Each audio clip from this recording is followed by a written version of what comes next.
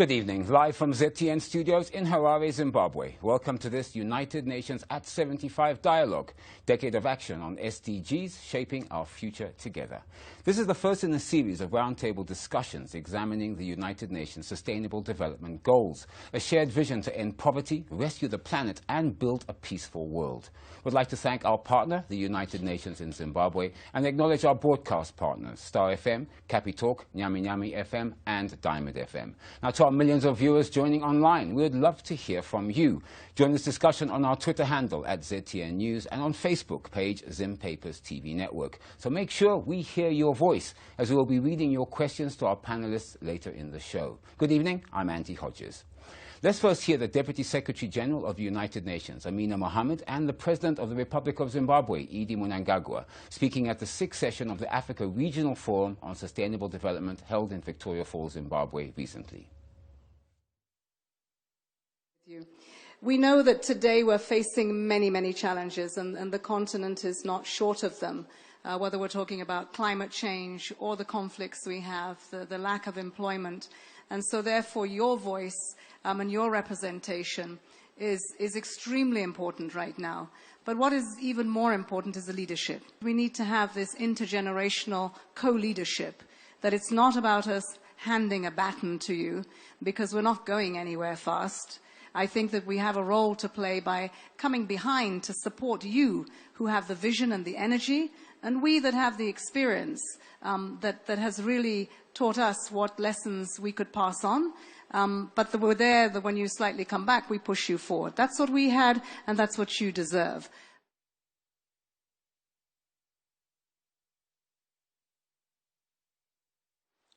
As Zimbabwe, we are convinced that the interlinked threats and challenges to sustainable development confronting our continent require everyone to share experiences, responsibility, and to contribute to the attainment of common vision and implementation framework. The theme of this forum, 2020 to 2030, a decade to deliver a transformed and prosperous Africa through the 2030 Agenda and the Agenda 2063, is a befitting one. Indeed, if one country in Africa is left behind, our development cannot be sustainable.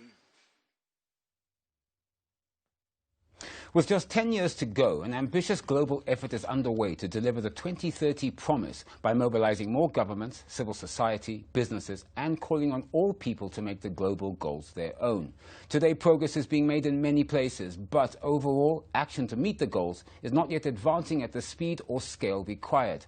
2020 needs to usher in a decade of ambitious action to deliver the goals by 2030. Joining us tonight on this United Nations at 75 Dialogue, Decade of Action on SDGs, Shaping Our Future Together, is an esteemed panel. So then may I please ask each panelist to briefly introduce themselves to our global audience. David. Thank you, Andy. Good evening, viewers. My name is David Msabana. I'm a Member of Parliament for Western North Constituency, and I'm also the Deputy Minister of Foreign Affairs and International Trade. It's a pleasure, my pleasure to be here tonight. Welcome. Thank you. Okay. Good evening, and thank you for inviting me along. I'm Maria Ribeiro, and I am the UN Resident Coordinator for Zimbabwe. Good evening, Andy. My name is Sekai Nzenza. I am the Minister of Industry and Commerce. Thank you. Good evening, Andy. My name is Georges van Montfort. I'm the representative for UNDP in Zimbabwe.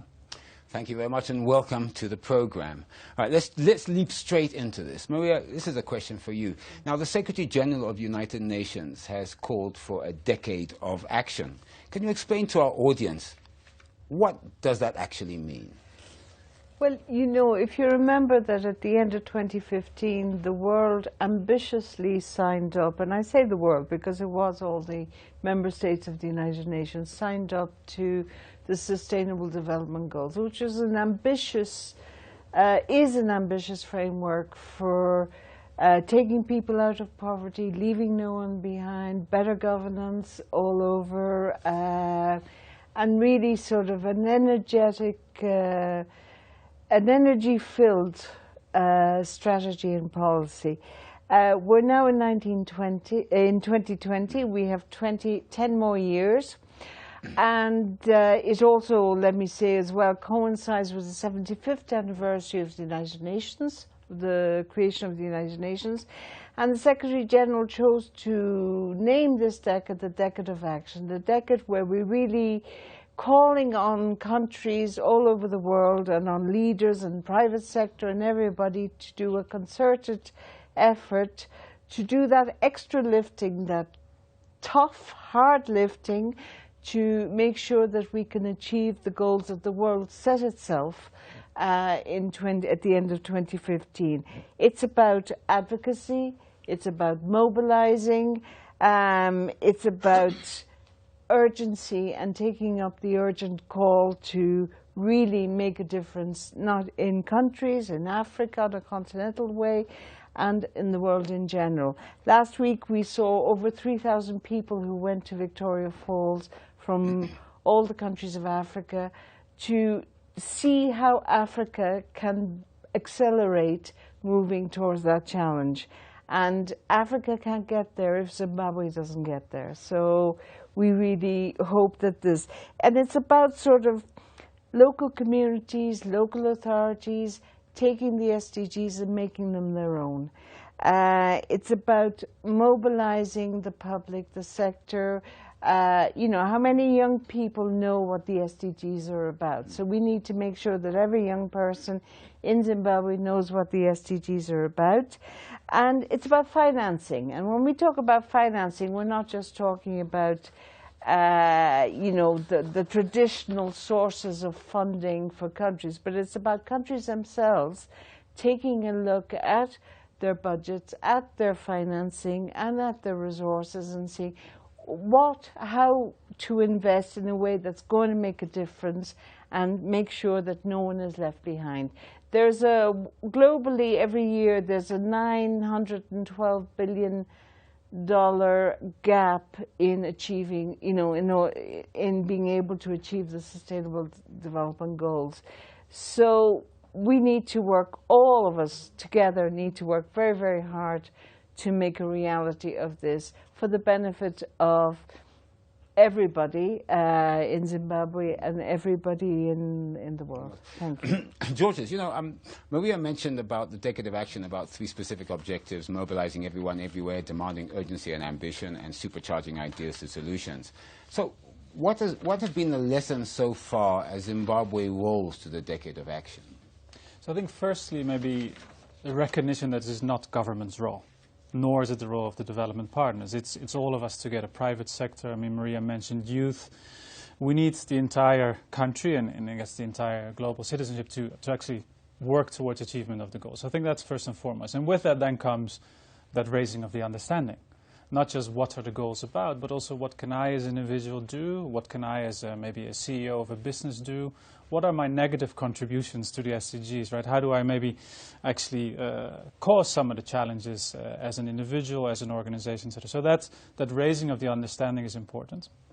And we do see in Zimbabwe there's a lot of appetite for that. Both the youth that we speak to are actually quite knowledgeable. It's not spread throughout the country, but I think there's a good basis to work from. But also we've seen private sector engaging with the UN and trying to understand how they can support the goals and be part of it. So I think there's definite need to further raise the understanding, but there's a good basis to build on. I think the third element is making sure the SDGs remain at the center of the agenda. I think Zimbabwe started very well, one of the first countries to do the voluntary national report on where we stood on the SDGs in 2017. But since then it fell back a little bit on the agenda, and we have a massive opportunity now as we start preparing with government for the National Development Strategy to make sure that the SDGs are up front on that. And as Maria said, not just at the national level, but local authorities, business, private sector, etc. And then lastly, I think it would be about raising the ambition. I mean, this is not about reduction of poverty. This is not about a reduction of hunger. This is about eradication, right? And so we may not be able to achieve all the goals in all the countries, but it shouldn't be for a want of trying. right? And I think if we look just south of the Limpopo, what Mandela said, it always seems impossible until it's done. And I think we need to live by that mantra. I mean, one thing you said there, which is interesting, is that we did a bit of a survey to find out, do people know what SDGs are, whether it's youth or older people or just general citizens of Zimbabwe. That education gap was definitely there. Absolutely. The knowledge of what SDGs are and also the role that they can play in terms of trying to implement them. Your comments to that? Absolutely, and I agree, and much more needs to be done. I mean, as UNDP, we've just launched Mission 1.5, which is trying to reduce or make sure that the increase in temperature stays below that 1.5 mark. And it's an interactive game where people can actually engage with the SDGs and try to see what their own contribution towards heating of the planet, but also then towards lowering of the temperature of the planet is. And I think much more of those kind of engagements need to be had to entice people to start learning. It's not necessarily a classroom setting. It's engaging people where they are active.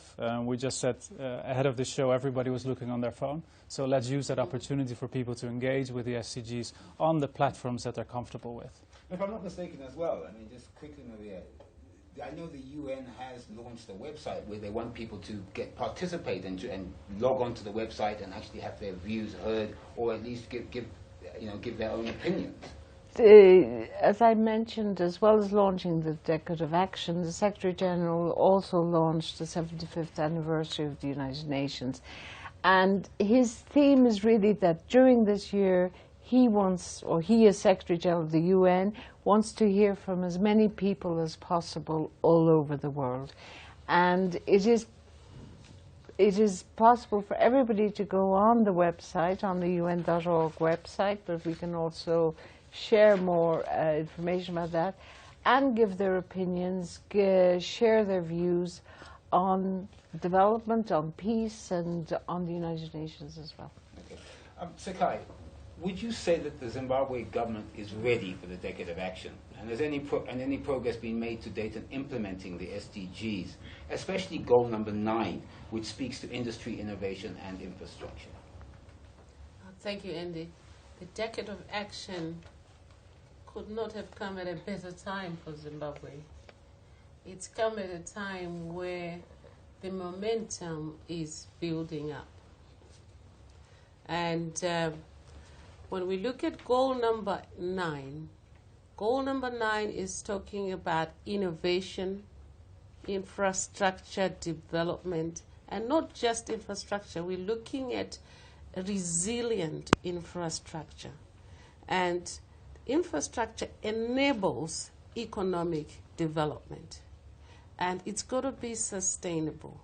So when we look at SDGs within the Zimbabwean Transitional Stabilization Program, which the government has launched, where we are looking at Vision 2030, and Zimbabwe is going to be an upper middle class economy. It will get there because we have embraced 10 goals within the SDG, which fit in very well with the government's Transitional Stabilization Program. We're also embracing innovation and the digital economy.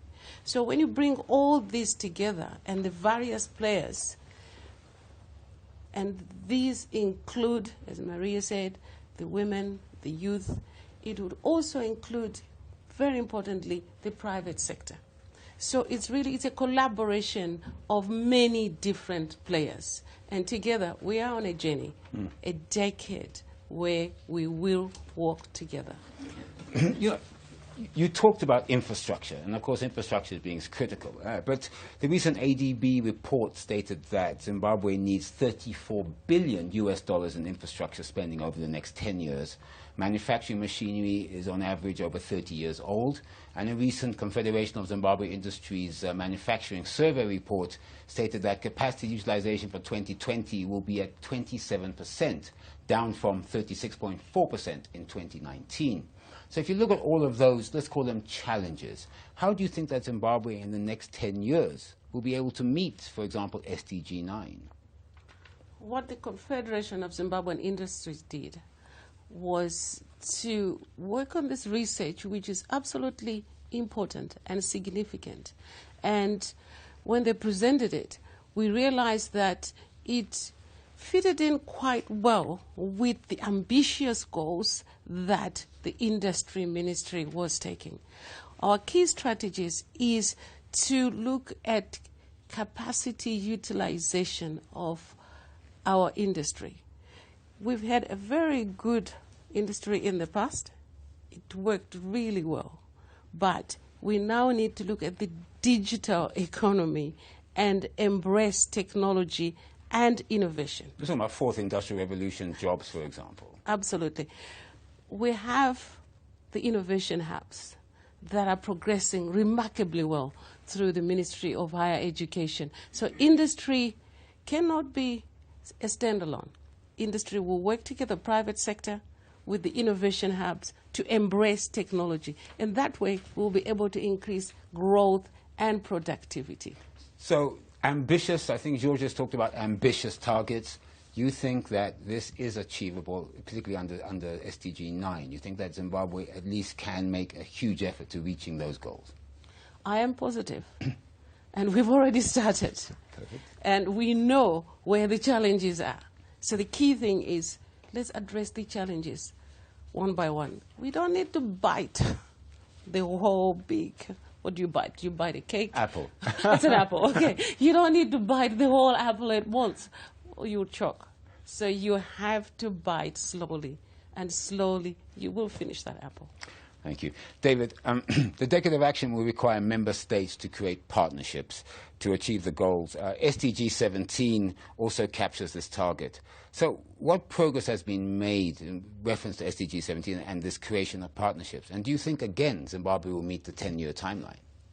Thank you, Andy. I think Zimbabwe fully embraces SDG 17 because if you look at the framework that we're working on, our president has a popular mantra or slogan or philosophy of Zimbabwe is open for business. He's also been talking about engagement and re-engagement. And this year is said it's a year of trade and production. So if you look at the trade aspect, if you look at the Zimbabwe Open for Business mantra, if you look at the engagement and re-engagement, they're all speaking to strategic partnerships. And those partnerships are partnerships going beyond our borders, beyond, not only beyond our borders, but the region and in the international community. So we are fully aware and alive to that. So in terms of progress made to date, there's been tremendous progress. So already there's action. But it's about the pace of action that we are looking at. And we have also increased the pace of action in terms of delivering. On re-engagement, Zimbabwe and EU have formalized their dialogue, where last year we had an engagement. We actually had 2 engagements last year. This year, we are expecting another engagement around May, June. In that re-engagement, we've also seen European missions visiting our country, and we have seen the positives that are coming with the review of the economic sanctions on Zimbabwe from the EU, which was very positive to some extent, although we expected more. But we saw the suspension of sanction on most of our leaders. And then with EU, with the USA, we've also started re-engaging them. We've re-engaged, we are talking, but this is dialogue, it's conversation. And as we know, the United States of America are also warming up. GC Electric is now investing in our country. It's building, it's investing in Batoka Gorge for the thermal hydro power station that is being built there. Those are signs that the re-engagement process is bearing fruit.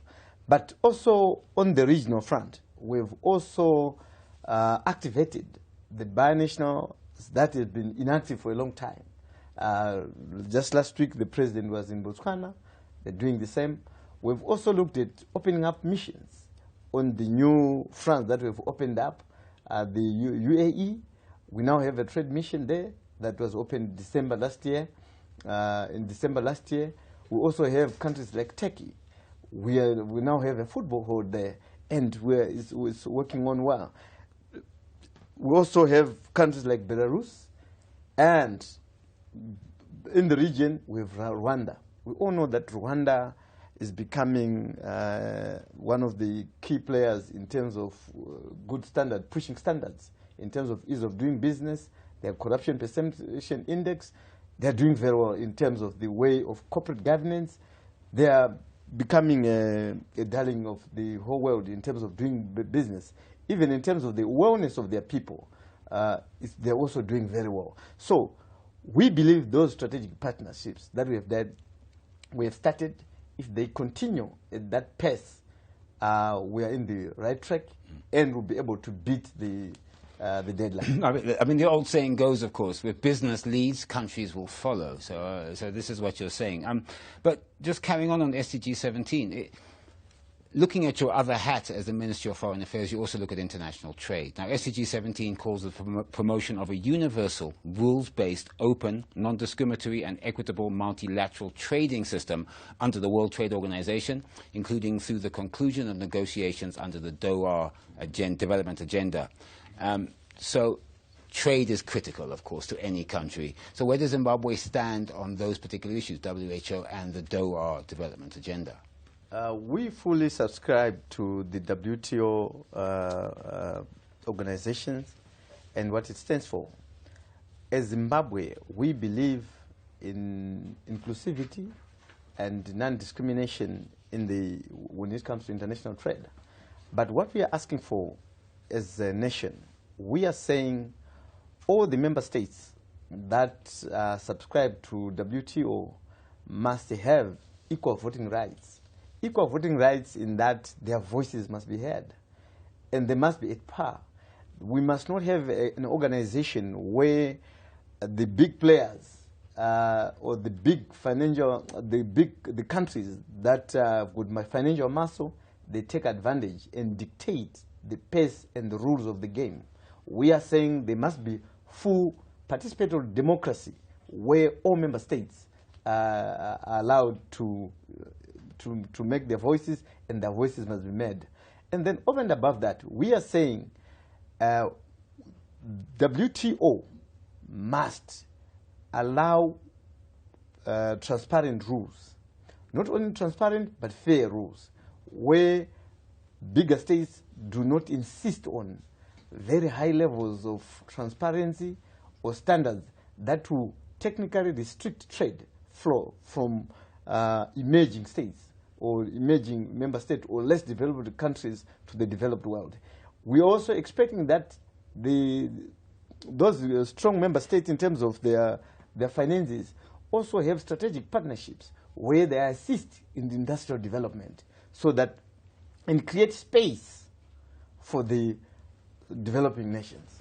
Thank you. Maria, I liked what George just said. He said that the SDGs should be at the center of any policy decision or any policy matrix that's made up by any country. In other words, they're at the forefront, so they're never forgotten.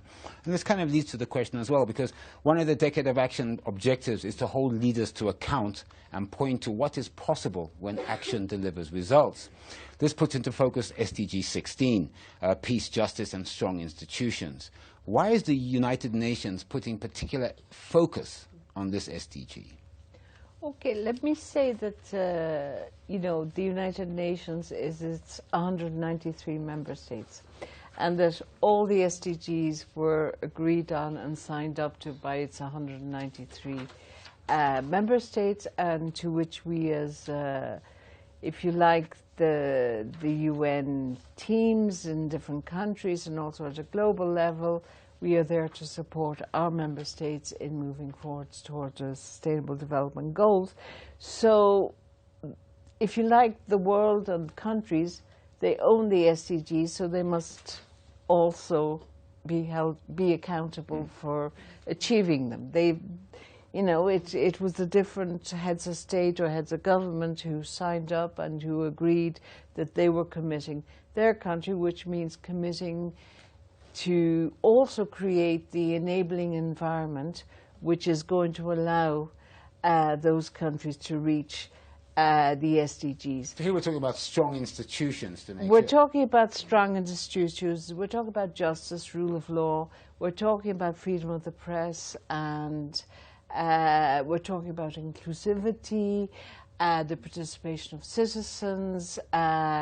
We want young people. I mean, if we look at Zimbabwe, 68% of Zimbabwe's population goes under the category of youth, as per UN, I think, which is under 25, if I'm not wrong. You know, that's a big chunk of people who have to feel that they are part of that process of building a more equitable and peaceful Zimbabwe. And so the responsibility of the leaders and the government is to make, and indeed other parts of society, is to make sure that those institutions are strong enough to be able to provide that environment. For us at the UN, for example, we don't just work with government, we work with the parliament, we are engaged with the different parliamentary committees, we engage with civil society, and also we engage with local authorities and in being able to support the delivery of those results. So it's about creating the conditions so that the SDGs can be achieved in Zimbabwe and in other countries in the world. Georges, you heard what Maria said about strong institutions. You can always have a strong institution, but one of the major issues, of course, is capacity. And I mean, the UNDP supports strongly national capacity building programs. So how do your capacity building programs tie into the goals? And specifically in Zimbabwe, what results have you achieved? So I think, I mean, importantly, as we said, I mean, taking it on from the institutions that need to deliver. I think so the question we always raise ourselves, what exactly are those, what is the mandate of those institutions, and where do they derive the mandate from? So Zimbabwe has a strong constitution, which clearly defines both in terms of what the executive does, what the legislative does, but also importantly what the Chapter 12 commissions do. And I think it's that those elements coming together that will actually, when they work in cohesion, that will actually allow us to deliver on the SDGs, because those institutions then either speak for the people or work for the people, deliver services to, and are held accountable by the people. So when you look at the work we do, it depends on the kinds of institutions we're working with, for example, right? So if you talk about the executive, it's all about how can we help in service delivery to the people, right? Because SDG 16 is also about effective institutions, right? It's inclusivity, but it's about service delivery. I think one of the major discussions we're having at the moment in Zimbabwe, how do we make sure that recognizing the limited fiscal space that there is, that public service can actually deliver, right? That we're more efficient in the way we do, that we're more responsive. There's not enough money to get some of the things done, basically. Precisely. So how do you make sure that you actually match the fiscal space you have with the needs for you to deliver to the public? And I think importantly in that, and that's where the inclusivity also comes from, that conversation with the public. Because at times of needs, in times of fiscal constraints, I think as you would in a household, you would understand that certain things can't be bought or certain things can't be provided for. But you need to be able to bring your family or bring your citizens along in that understanding, right?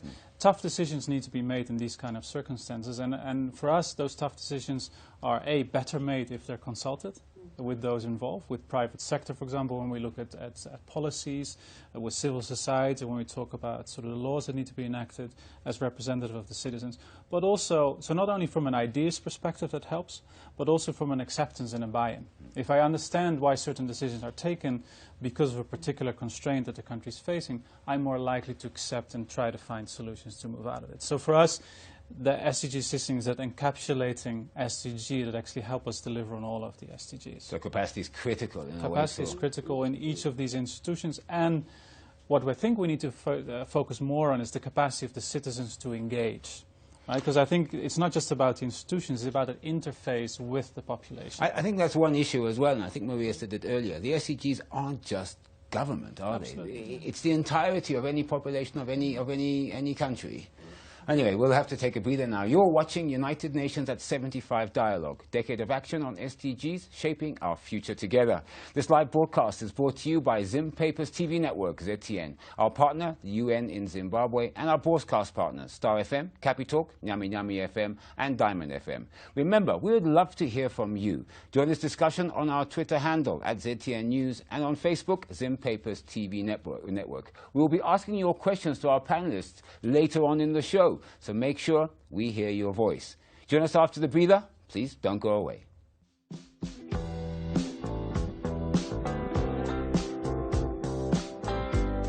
As the UN is turning 75 years, I would want to talk about the SDG Sustainable Development Goals, on how important they are to young people, gender, and everyone else. They use an inclusivity approach, which is quite good, making sure that no one is left behind, making sure that on issues to do with planet, prosperity, peace, everyone is supposed to take action, urgent action, so that the Sustainable Development Goals can be fulfilled by 2030.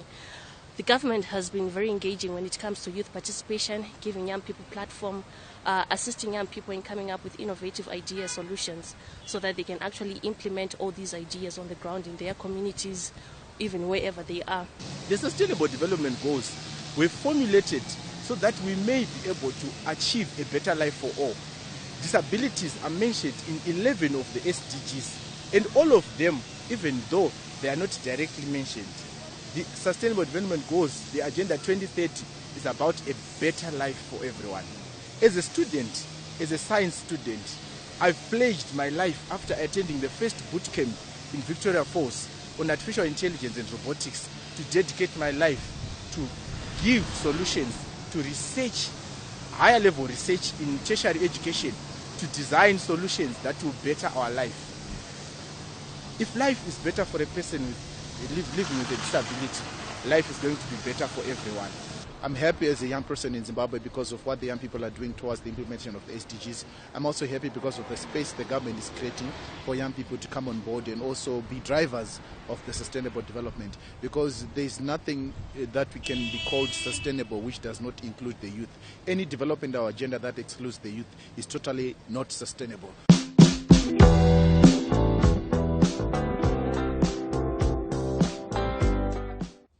Welcome back to tonight's discussion, United Nations at 75 Dialogue, Decade of Action on SDGs, Shaping Our Future Together.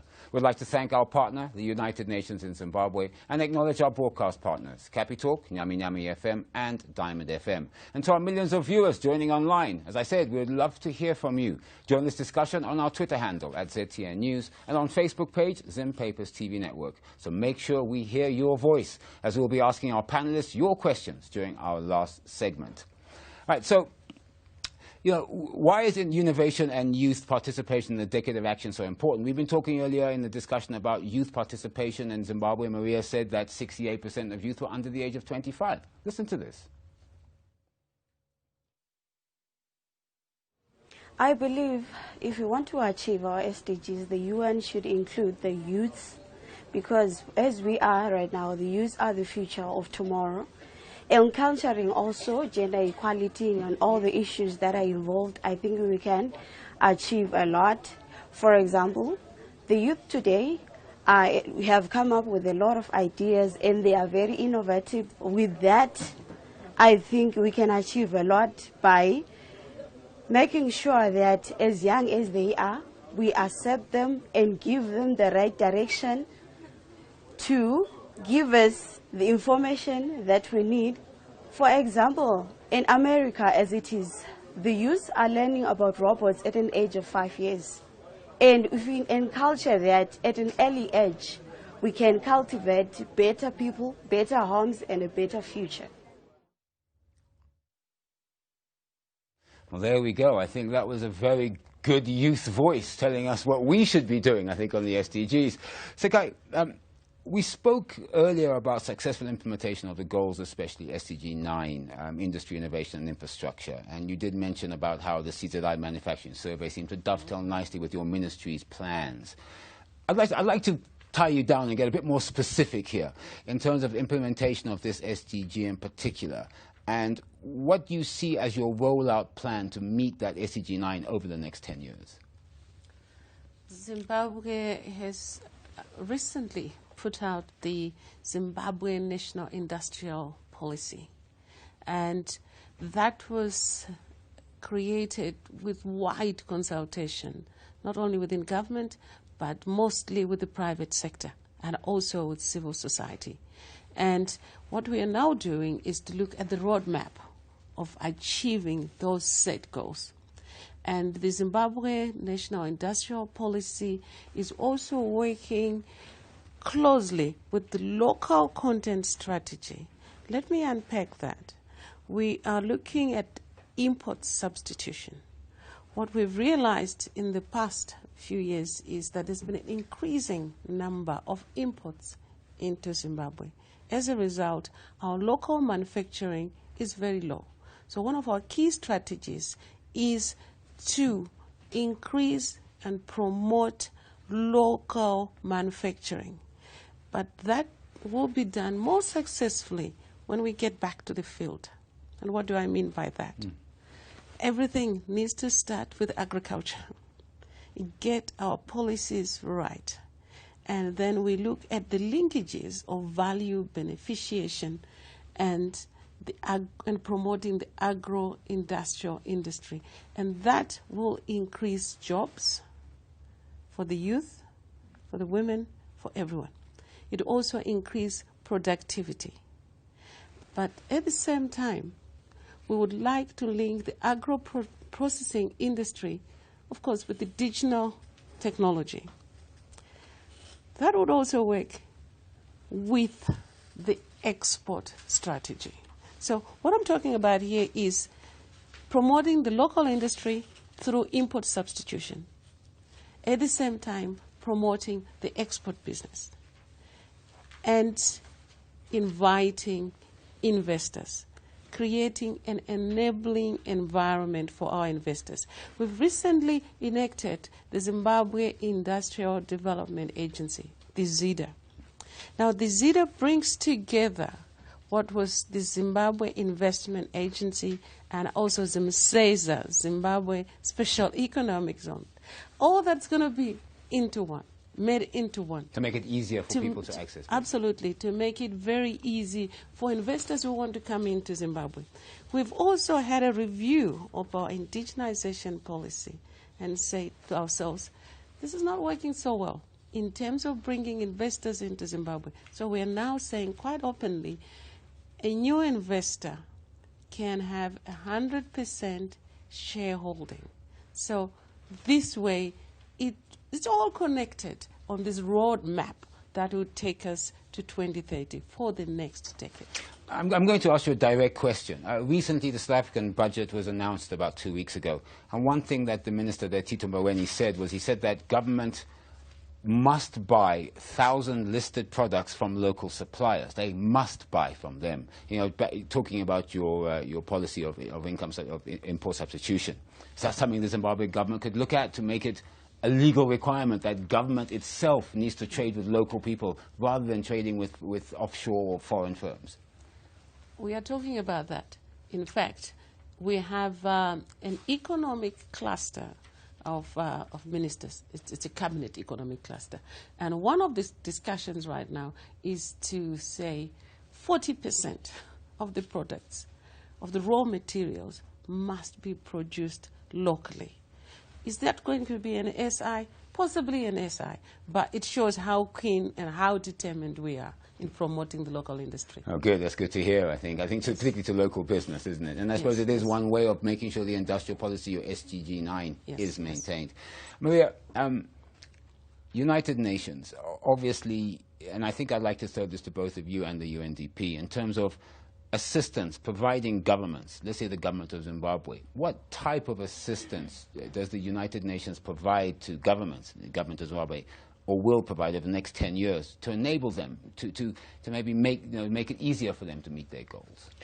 Well, just maybe to mention that the United Nations works in Zimbabwe and in other countries in a similar way.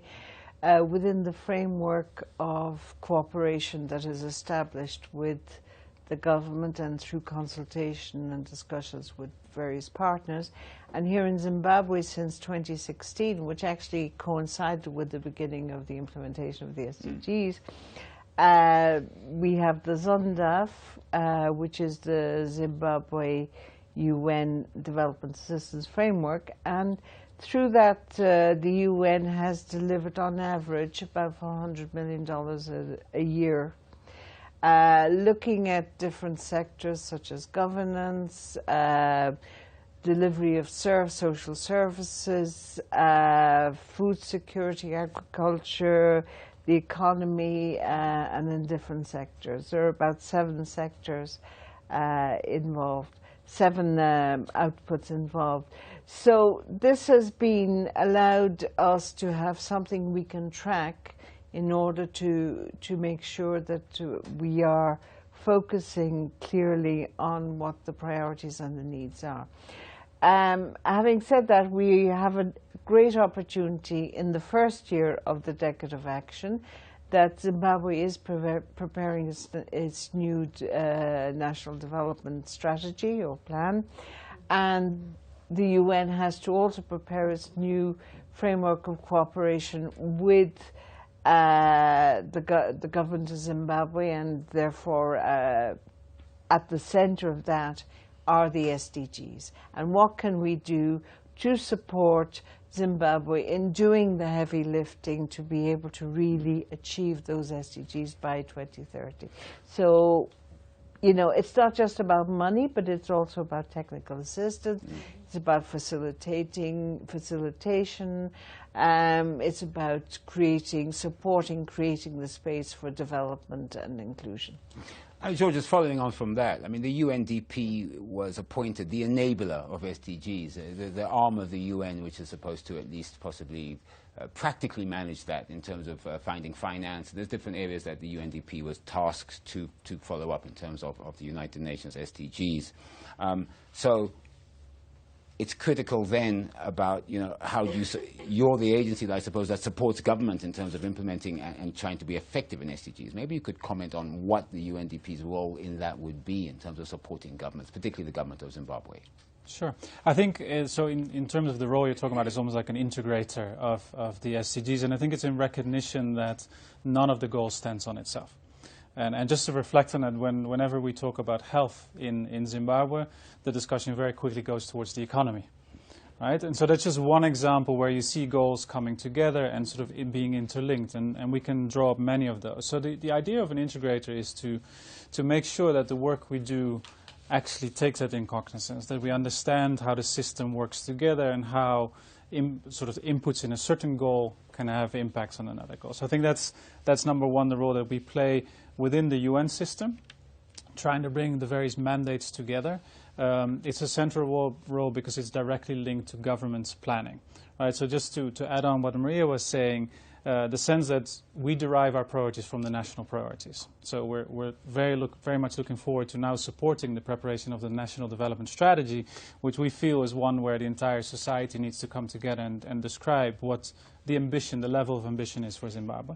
And to then use that plan to then say what is it that we as a UN system can do and how do we work with our partners. Because it's not the UN system that actually brings in those millions of dollars for development. It's our ability to link national priorities to those of our development partners that are willing to invest. It's almost like what the Honourable Minister was saying, making that investment case for industry.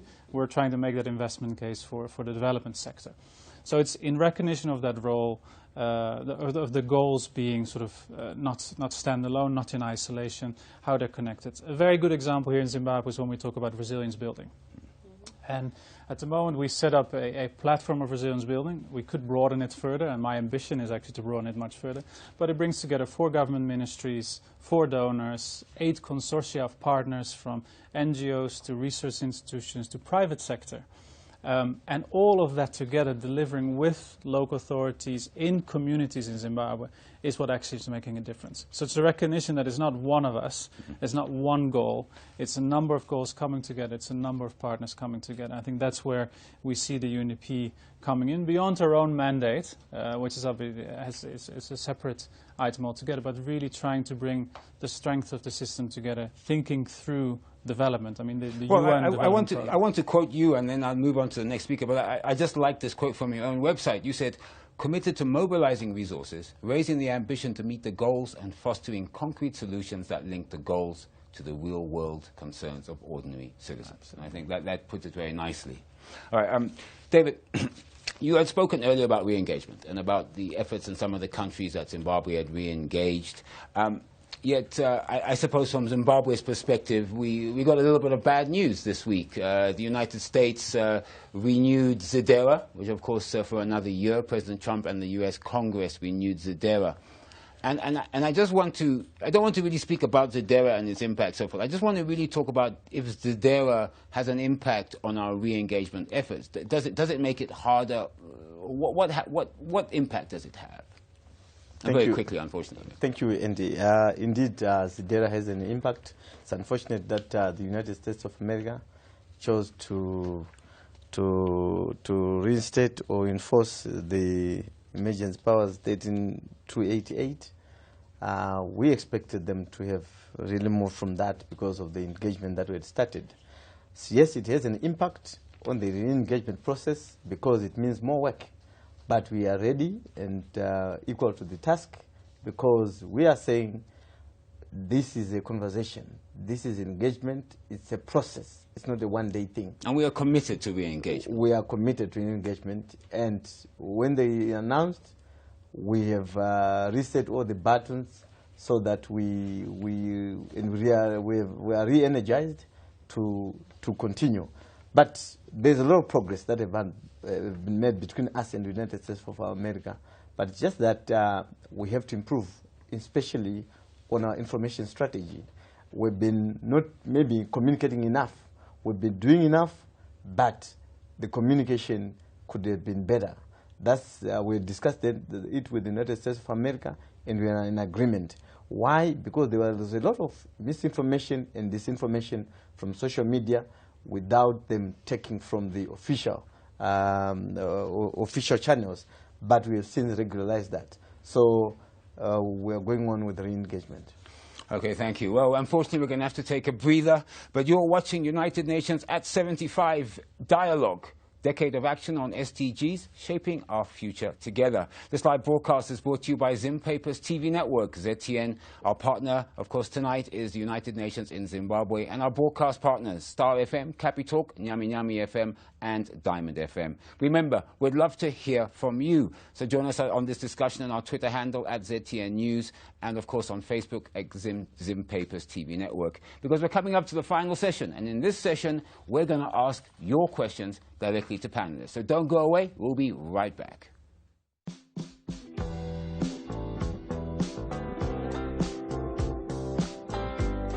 Well, there's one exciting improvement that we saw that in Zimbabwe, especially in Zimbabwe. We now have 54% of women in science and technology courses in the universities, and we have 46% of the men. And the government of Zimbabwe has done a lot in making sure that we achieve gender equality, especially the opening of the Women Bank, the Women Empowerment Bank, the quota system in the parliament. There are other things that we should also improve on, especially on health education. Health education is very important because if we don't have a healthy woman, basically there's no nation because she's the one who gives birth. So there's need for improve of health education, especially on maternal health and reproductive health. This year, 2020, the United Nations is celebrating 25 years of functional performance across the world. You see, the United Nations Secretary General, Mr. Antonio Guterres, declared 2020 to 2030 a decade of action, where he is calling upon all member states to get into action and mobilize government institutions, private players, young people, people living with disabilities to take part in the implementation process of Sustainable Development Goals. I want to appreciate the government of Zimbabwe because it has reflected a high level of commitment towards the achievement of sustainable development goals. Initially, in 2017, the government participated in the national voluntary national review process, where it was having a reflection of the progress that has been made in the implementation of sustainable development goals. Recently, in 2019, it also take another opportunity to review the implementation process. I can safely say the government is doing a lot, although it has its own economic challenges, which is impeding the progress of the implementation process of sustainable development.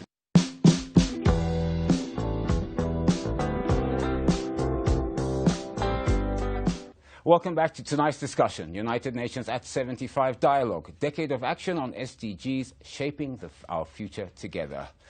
Now, we would, like, as I said, we'd like to listen to you first. But before we do that, the integration of Africa with the rest of the world is critical to the goals. How closely is Africa working together for the common good? Watch this video and you see a young Zimbabwean speaking on this issue.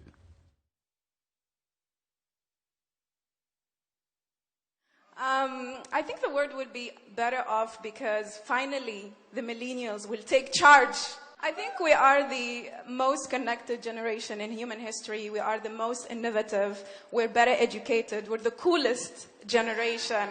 And I think that will happen in the next 25 years only if we really build our generational collective power and our collective culture and our Pan-African identity. You know, beyond our ethnic, tribal, religious affiliation, we have to put Africa first.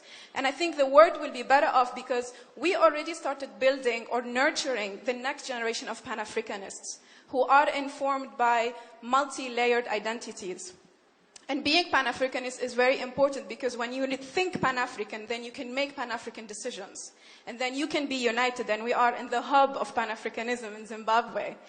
I think the world will be better off also because we will see more women in leadership. And I want to believe that female leadership is about being collaborative, being emotionally intelligent, being inclusive, leading with empathy. And so the current systems, as they are, the traditional ones, including the patriarchal model of leadership, are collapsing. And they have already shown their ineffectiveness. And so we need to put in place alternative models that are youthful, innovative, and feminist. Well, there you go. And that was Aya from Tunisia, in fact, speaking at the latest SDG meeting in Victoria Falls. But I will tell you, though, I have a feeling that what Aya was saying there, most youth, not just only in Zimbabwe, but across the continent and in the world, are actually saying too.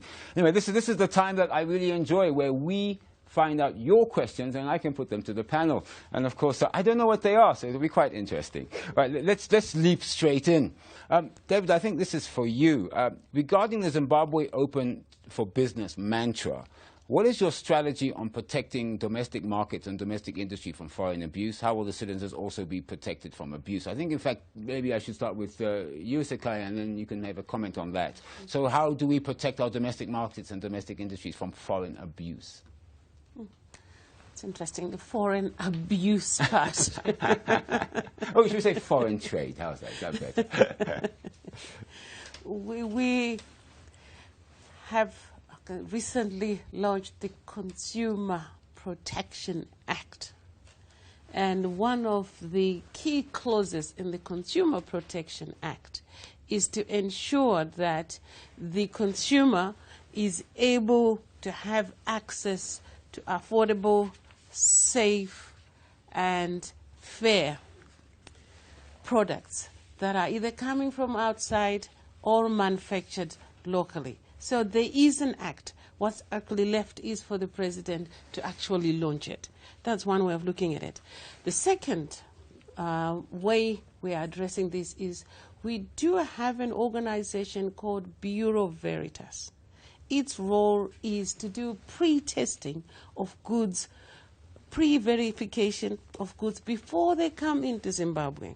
It is the only one at the moment, but we've already put a tender out there, and we are going to increase the number of service providers who ensure that products that come into Zimbabwe are safe and affordable. All right, thank you for that. Now, Maria, you want to comment on that, David, or? Yeah, just to add. Please. I think on the Open for Business, the other aspect is to, with ZIDA, is that it also do the necessary due diligence, so that when an investor is coming into this country, they do the necessary checks and balances and say, when this investment is coming, is it going to add value to the economy in terms of residual effects? Because the people who come to do business here, but at the end of the day, there's nothing that is left behind. Everything goes away. So that's one of the key roles that ZIDA will also play. And also, in terms of protecting our people from abuse, remember Zimbabwe has ratified the Continental Free Trade Agreement.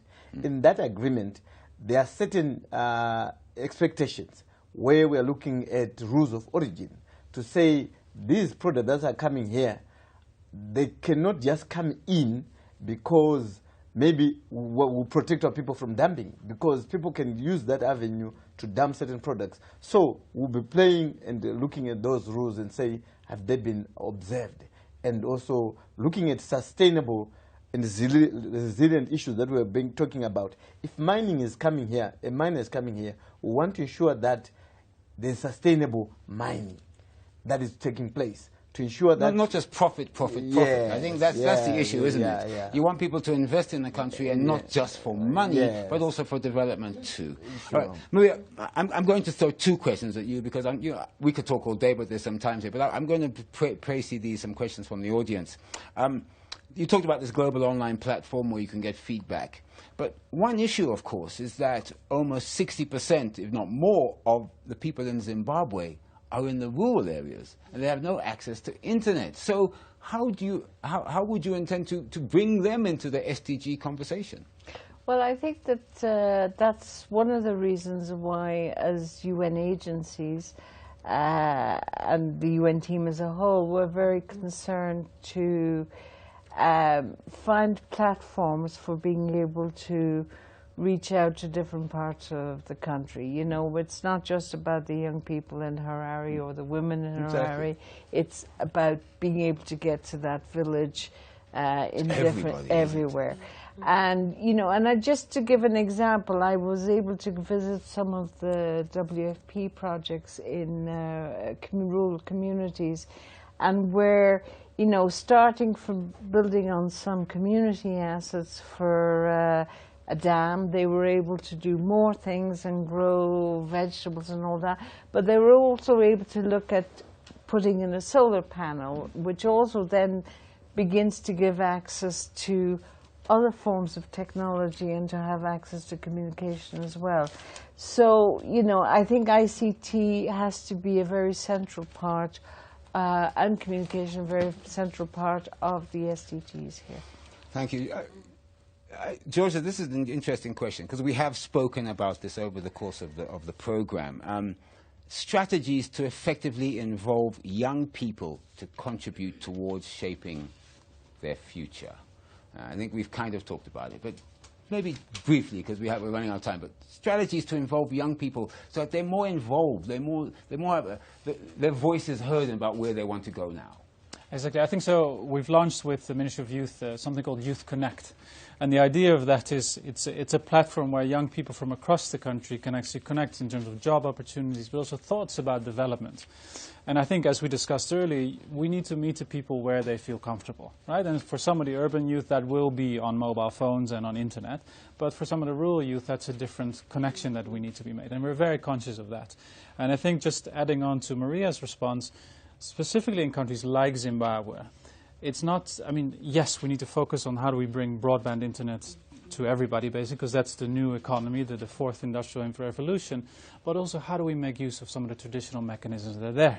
I mean, we have traditional leaders, we have village headmen. We shouldn't forget them in the development and the role they played in the past and the role they play in the future. Because communication has always happened in Africa through our networks, isn't it? I mean, I go home and I hear from my headman and my chief what's going on in the neighborhoods. Absolutely. So not forgetting those traditional mechanisms as we focus on the future. harnessing that very valuable network that's there. Well, I'm happy to tell you, I hope that this is the first in a series of programs that ZTN will be carrying, hopefully with our partner, the UN in Zimbabwe, looking at SDGs. And surely in some shows in future, we will be looking at youth here, we'll be looking at disabled community and also women, and looking at how the different SDGs actually complement and tie in to all of those. Well, thank you very much for all your questions. We've got so many here, I haven't been able to read them all, and I'd like to give everybody a big shout out for wherever you are in the world watching us. Unfortunately, we're coming to the end of the program, but before we go, I'd just like to ask our panelists just to give us very briefly your final thoughts. Let me start with you, David. Thank you, Andy. We are really, as a nation, we are excited about the new agenda of a decade for action, because I think we've lost time, so we need to redeem the lost time by moving with pace. And we ensure that all the strategic partnership that we have move away from just being transactional partnership, but to transformational partnership that not only looks at outcomes, but the influence that we'll get at the end of the day. So within those partnerships, we need the spark, so that we transform and change the lives of our people. And thank you. Thank you. Maria? I was very emotional looking at some of the young people speaking from Victoria Falls, because I was there last week. And one of the things that really bowled me over was the frankness of the youth of Zimbabwe in speaking truth to power and not being afraid to say what they want, what they think. And as the DSG paraphrased one of them as saying, well, okay, we'll move over. You want us to move over, so you come take over. And that was the frankness of the discussion. And I think with that, Zimbabwe can move on. Thank you. Sika? 2 points. One, in industry embracing technology and innovation and increase our agricultural processing for food security. The second point is it's a challenge to the UN, and the challenge is to develop materials that are easily accessible and understood by the majority of our people, particularly to do with climate change. Thank you. George? For me, it's up the ambition and get in motion with urgency, and that's where the youth definitely come in. We may not succeed in all goals, but it shouldn't be, as I said, for a want of trying. Well, we'd like to thank our panelists. Thank you very much for coming on this very vibrant and interesting show, the Decade of Action. And we'd like to thank our partner, United Nations in Zimbabwe, and acknowledge our broadcast partners, Capitalk, Nyami Nyami FM, and Diamond FM. Now, to close our show, here is a quote from the United Nations. The spirit of human endeavor has demonstrated our shared ability to deliver the extraordinary. The 2030 Agenda is our roadmap for the world we all want. The global goals and our best hope for people, for planet, for prosperity, for peace, and for partnerships. It's time to deliver on the Sustainable Development Goals. Good night, and you all be safe.